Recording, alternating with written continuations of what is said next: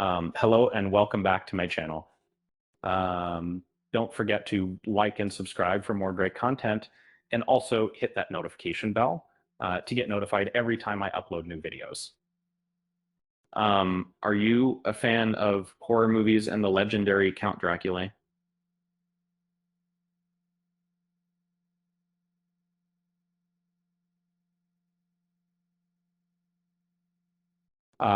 If yes, you're not alone.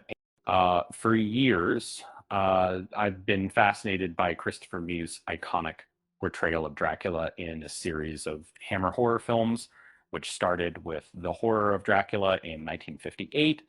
And this film remains my personal favorite, and it perfectly set the tone for the rest of the series. Christopher Lee's love affair with Dracula began when he was a young man after being asked to portray the character in the 1958 film.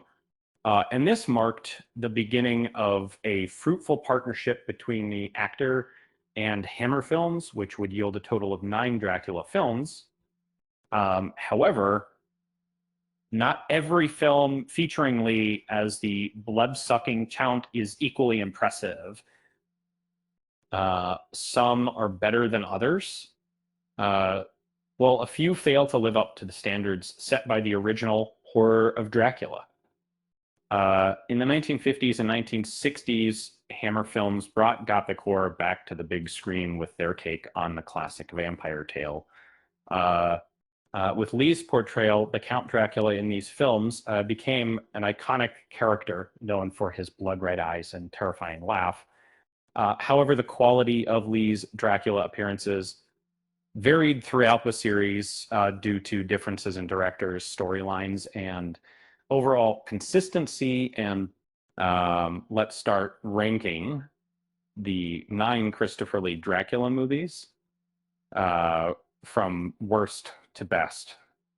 Coming in at number 9 is Dracula and Son. From 1976, a lighthearted, more lighthearted take on the character.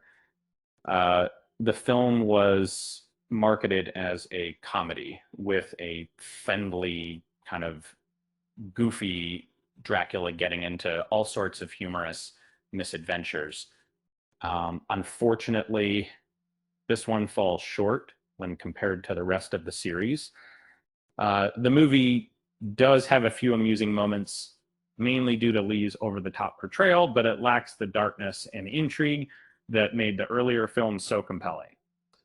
The next on the list is Count Dracula, released in 1970. This film was a departure from the traditional Hammer horror productions, with Lee starring in a low-budget, independent Spanish film that attempted to provide the most authentic portrayal of the Count ever seen on screen. As you would expect, Lee's portrayal aligns closely with the original novel, with fangs peeking out from beneath a gray mustache. Next up is Dracula 80, 1972, released in 1972.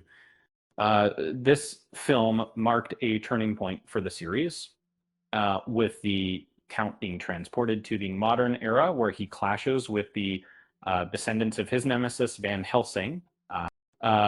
Unfortunately, this one comes across more like a comedy trying to extract laughs from the Count's encounters with the trendy culture of the time.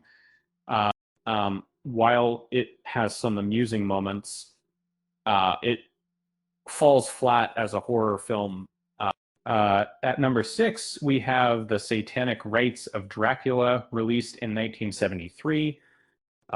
This film saw the legacy of Hammer's classic horror series come to an end, as it marked the final appearance of Peter Cushing as Van Helsing.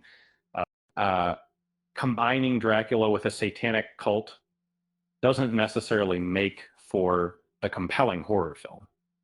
And the movie often feels like an add-on to the main story, However, it still has some standout scenes, like Christopher Lee's iconic voice channeling, Bela Lugosi's interpretation. At number 5 is Scars of Dracula, released in 1970.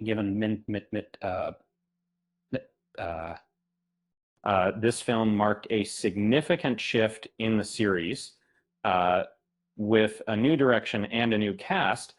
However, it struggles to gain momentum, and the plot feels somewhat predictable. And despite this, it's a visually stunning film with impressive visuals and a darker atmosphere that elevates it above average comedy.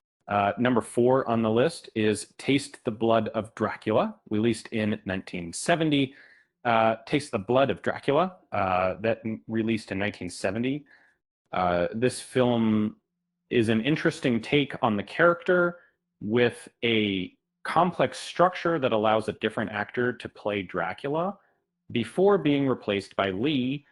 Um, it has an impressive ensemble cast and some memorable performances, but ultimately falls short due to some confusing elements. Prince of Darkness, released in 1966, is in this film, Lee plays the Count silently, delivering some of his most intense performances as the character, but he's very slow in eerie energy to the role, making the set pieces feel more, even more impactful. And this is definitely one of the standout films in the series. And finally, we're at the number 1 spot, which I have always believed to be the best of the series. It's the classic horror of Dracula from 1958. This film set the tone for the rest of the series, delivering a mesmerizing performance from Lee as the Count. The lighting, the visuals, the atmosphere, everything comes together to make it an unforgettable experience. And for this reason, it remains my personal favorite Christopher Lee Dracula film and an essential watch for any horror fan. And that concludes our ranking of the Christopher Lee Dracula films.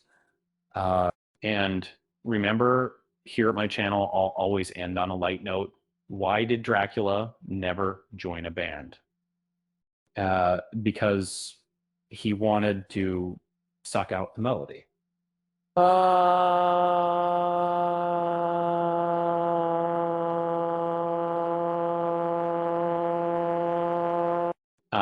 Happy viewing, and until next time.